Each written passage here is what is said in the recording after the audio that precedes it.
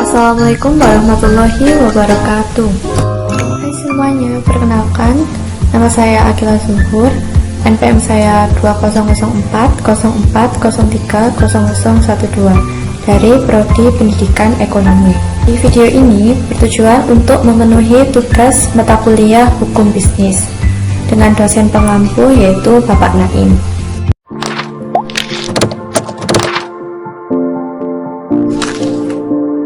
Nah, jadi tugas yang saya kerjakan yaitu mempresentasikan materi dengan tema konsep perlindungan konsumen. Untuk itu kita langsung ke pembahasannya.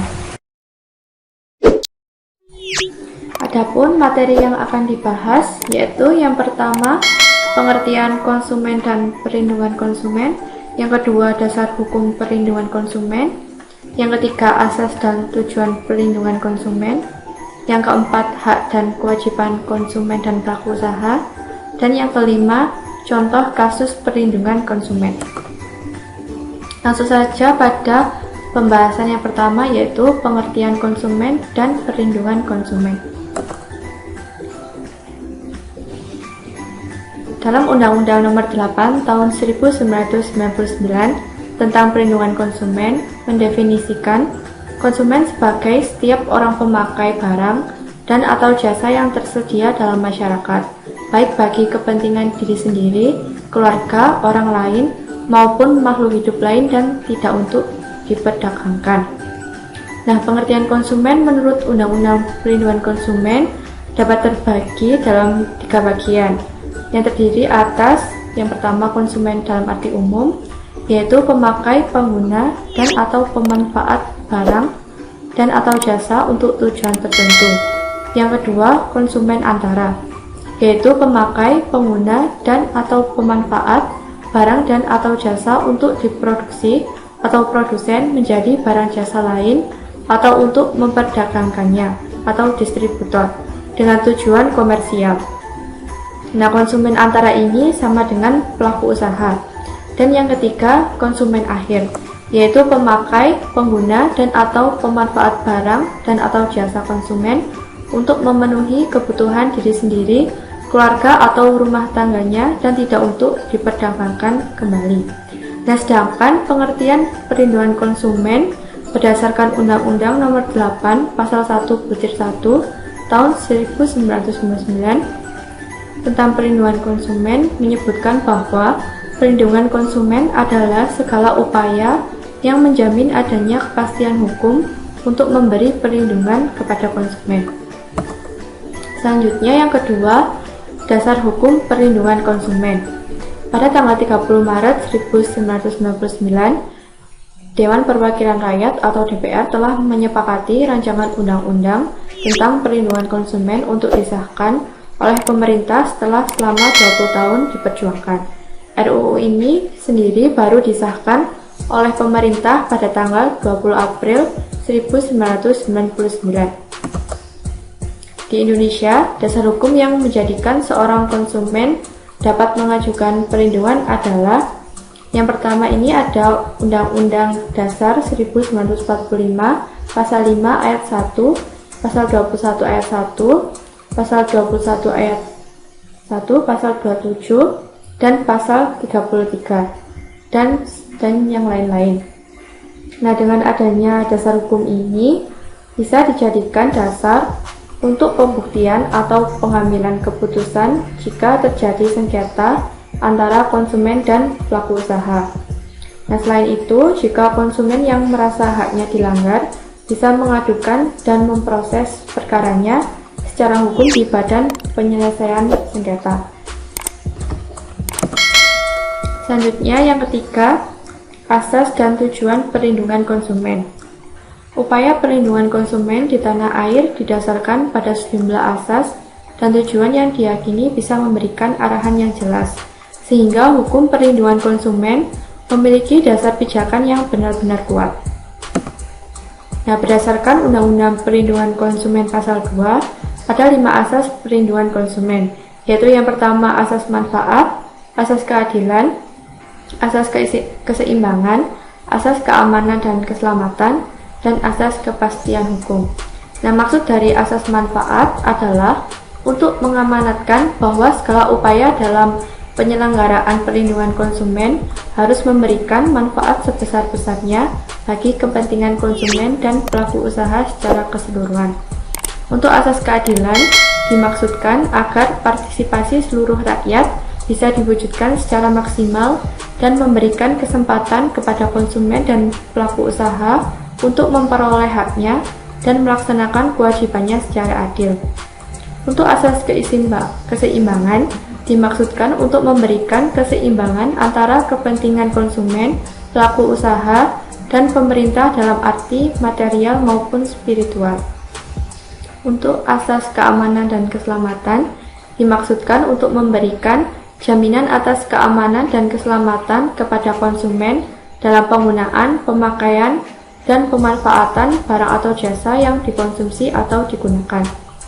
Dan asas kepastian hukum dimaksudkan agar baik pelaku usaha maupun konsumen menaati hukum dan memperoleh keadilan dalam penyelenggaraan perlindungan konsumen, serta negara menjamin kepastian hukum. Selanjutnya, untuk tujuan perlindungan konsumen, dalam Undang-Undang Perlindungan Konsumen Pasal 3 disebutkan bahwa tujuan perlindungan konsumen adalah sebagai berikut. Yang pertama, meningkatkan kesadaran, kemampuan, dan kemandirian konsumen untuk melindungi diri. Yang kedua, mengangkat harkat dan martabat konsumen dengan cara menghindarkannya dari akses negatif pemakaian barang dan atau jasa.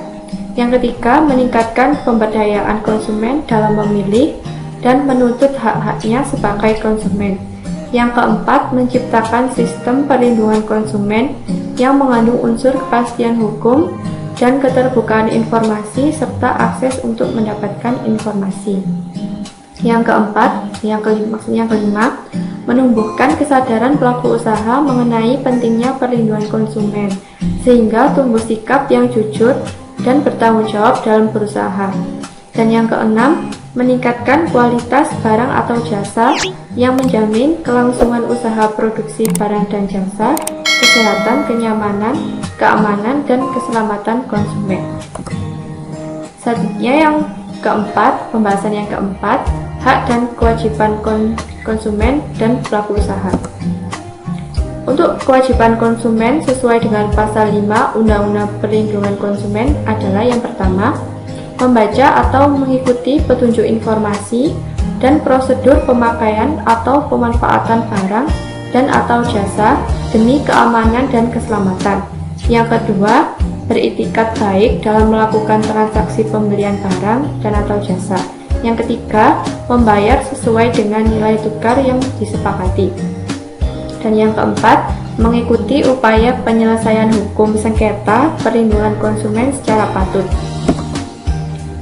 Sedangkan berdasarkan Undang-Undang Perlindungan Konsumen Pasal 4, hak-hak konsumen adalah sebagai berikut. Yang pertama, hak atas kenyamanan, keamanan, dan keselamatan dalam mengonsumsi barang atau jasa. Yang kedua, hak untuk memilih dan mendapatkan barang atau jasa sesuai dengan nilai tukar dan kondisi serta jaminan yang dijanjikan. Yang ketiga, hak atas informasi yang benar, jelas, dan jujur mengenai kondisi dan jaminan barang atau jasa. Yang keempat, hak untuk didengar pendapat keluhannya atas barang atau jasa yang digunakan. Yang kelima, hak untuk mendapatkan advokasi, perlindungan, dan upaya penyelesaian sengketa perlindungan konsumen secara patut. Yang keenam, hak untuk mendapatkan pembinaan dan pendidikan konsumen. Yang ketujuh, hak untuk diperlakukan atau dilayani secara benar dan jujur serta tidak diskriminatif. Yang kedelapan, hak untuk mendapatkan kompensasi, ganti rugi atau penggantian jika barang atau jasa yang diterima tidak sesuai dengan perjanjian atau tidak sebagaimana mestinya. Dan yang kesembilan, hak-hak yang diatur dalam ketentuan peraturan perundang-undangan lainnya. Sedangkan hak dan kewajiban pelaku usaha sebagaimana diatur dalam pasal 6 UU PK adalah sebagai berikut. Yang pertama, hak menerima pembayaran yang sesuai dengan kesepakatan mengenai kondisi dan nilai tukar barang dan atau jasa yang diperdagangkan. Yang kedua, hak untuk mendapat perlindungan hukum dari tindakan konsumen yang beretikat tidak baik. Yang ketiga, hak untuk melakukan pembelaan diri sepatutnya di dalam penyelesaian hukum sengketa konsumen. Yang keempat, hak untuk rehabilitasi nama baik apabila terbukti secara hukum bahwa kerugian konsumen tidak diakibatkan oleh barang dan atau jasa yang diperdagangkan. Yang kelima, hak-hak yang diatur dalam ketentuan peraturan perundang-undangan lainnya. Sedangkan untuk kewajiban pelaku usaha, yaitu yang pertama, beritikat baik dalam kegiatan usahanya. Yang kedua, memberikan informasi yang benar, jelas dan jujur mengenai kondisi dan jaminan barang dan atau jasa serta memberikan penjelasan, penggunaan, perbaikan, dan pemeliharaan. Yang ketiga, memperlakukan atau melayani konsumen secara benar dan jujur serta tidak diskriminatif. Yang keempat, menjamin mutu barang dan atau jasa yang diproduksi dan atau diperdagangkan berdasarkan ketentuan standar mutu dan atau jasa yang berlaku. Yang kelima, memberi kesempatan kepada konsumen untuk menguji dan atau mencoba barang dan atau jasa yang dibuat dan atau yang diperdagangkan. Yang keenam, memberi kompensasi ganti rugi dan atau penggantian atas kerugian akibat penggunaan, pemakaian, dan pemanfaatan barang atau jasa yang diperdagangkan. Dan yang ketujuh, memberi kompensasi ganti rugi dan atau penggantian bila barang dan atau jasa yang diterima atau dimanfaatkan tidak sesuai dengan perjanjian. Selanjutnya yang pembahasan yang kelima yaitu contoh kasus perlindungan konsumen. Nah, untuk contoh kasus pertama yaitu ada korban penipuan online shop minyak goreng. Nah, kasus ini berawal dari seorang ibu-ibu yang membeli minyak goreng secara online karena tergiur dengan harga yang murah dari harga pasar dengan sistem pre-order atau PO, yaitu memesan dan membayar dulu barang yang ingin dibeli dalam jangka waktu yang disepakati.